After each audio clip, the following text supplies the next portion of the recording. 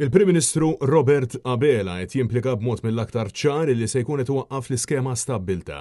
Tanqal waqt kummenti li kienet jagħti lil ġurnalisti tlieta wara nofsinhar kif skont Abela ir-rata tal-għolli tal-ħajja laħqet livelli baxxi għal daqstant l-iskema stabbilta laħqet lan tagħha. Kienet skema illi kienet marbuta b'mod ċar il-ftehim jindika mod mill-iktar ċar li meta l-inflazzjoni f'pajjiżna tilħaq persentaġġ baxx.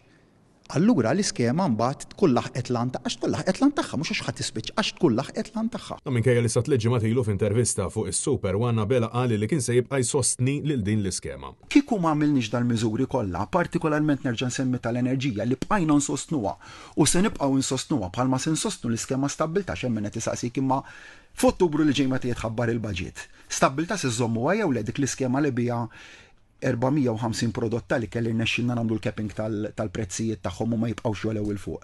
Iva, sakemm hemm bżonn. Fl-istess waqt fl-aħħar jiem kemm fost oħrajn il-Kamra tal-Kummerċ kif ukoll il-Kamra tal-Intrapriżi żgħar u medji saħħu illi l-iskema stabbilta ma kienx biżejjed u li kellha tiġi estiża.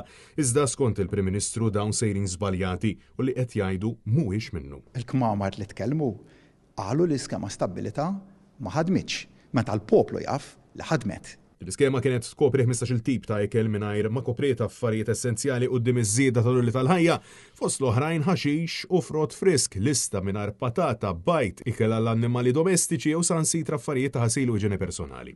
Iżda minkejja li l-poplu Malti wawċi għadu qed iħabbat wiċċu ma' prezzijiet għoljin minkejja l-Kamra tal-Kummerċ saħqet li pajjiżna għandu bżonn CPR qabel baqa' jsostni li din l-iskema laħqet l-għana ħari tagħha. Dik kienet l-iskema li laħqet lan tagħha u laħqet lan tagħha qabel antiċipajna, jiġifieri antiċipajna li l-aħħar tas-sena trażżal l-inflazzjoni u dak il-ħani. Francesco Catania, Net News.